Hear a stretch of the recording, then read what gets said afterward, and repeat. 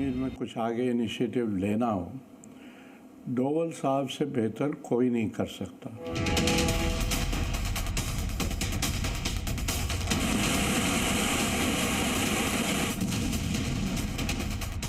Nineteen 1971 वार के बाद पहली दफ़ा पाकिस्तान में खुल के एयर अटैक हुआ, सर्जिकल स्ट्राइक हुई और इसको कराने में अजीत डोवाल जी का ही हाथ था।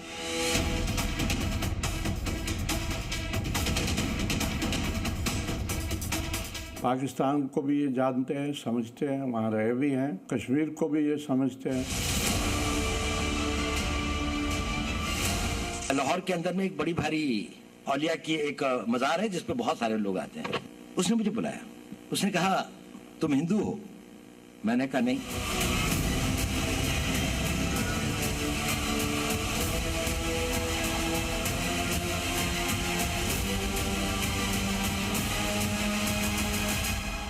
उनका जो दिमाग है ना वो ऑपरेशनली चलता है और बहुत तेज़ चलता है। तो अगर कोई जेम्स बॉन्ड कहता है तो ठीक है।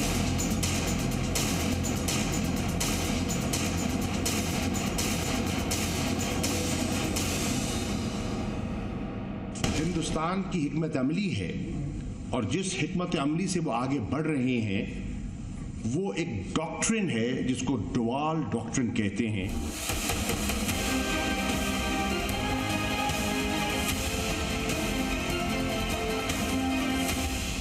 इसलिए ये बहुत बड़ी पोस्ट है और डोवल साहब के इसमें होते हुए और बड़ी हो गई है।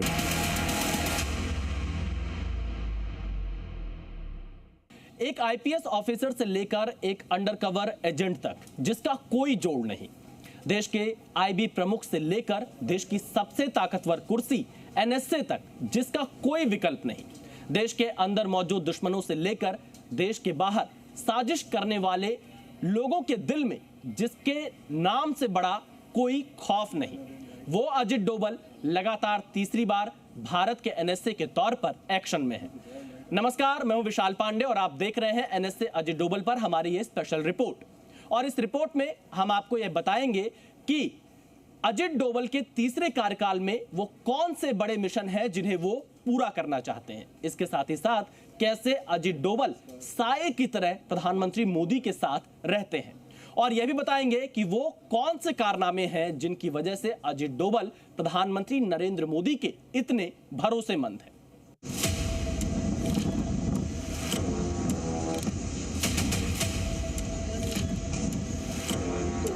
नॉर्थ ब्लॉक में गृह मंत्री अमित शाह ने जम्मू कश्मीर पर एक हाई लेवल मीटिंग बुलाई। इस मीटिंग में तय हुआ डोडा, कठुआ और रियासी में हमला करने वाले और सूबे में इस मकसद से घुसे तमाम आतंकी नर्क में भेजे जाएंगे।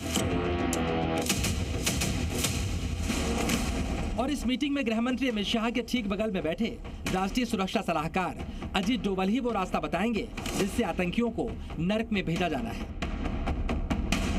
कहा जाता है कश्मीर को जितनी अच्छी तरह से अजित डोवल जानते हैं कोई नहीं समझता। कश्मीर में किस एक्शन का क्या रिएक्शन हो सकता है, उस रिएक्शन को कैसे रोकना है, डोवल इसके मास्टर है। यही वजह है कश्मीर से अनुच्छेद 370 हटाने से लेकर सीमा पार तक मोदी सरकार के हर प्लान के पीछे डोवल का दिमाग माना जाता है। ये तस्वीरें उस वक्त की हैं जब कश्मीर से आर्टिकल 370 को हटाया गया था। बयान आए थे इसके बाद घाटी से बारूदी चिंगारियां निकलेंगी, लेकिन कश्मीर से धुआं तक नहीं उठा, क्योंकि डोवल खुद कश्मीर में सरकार की आंख, कान और नाक बनकर मौजूद थे। डोवल उस वक्त लोकल कश्मीरियों के साथ बिरयानी खा रहे थे, सुरक्षा बलों का हौसला बढ़ा रहे थे और कश्मीरियों को यकीन दिला रहे थे जो कुछ हुआ उसमें उनका हित छिपा है।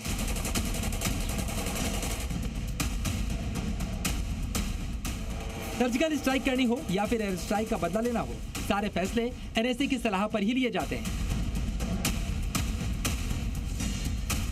उरी अटैक के बाद 2016 में सीमा पार सर्जिकल स्ट्राइक को पाकिस्तान कभी नहीं भूल सकता।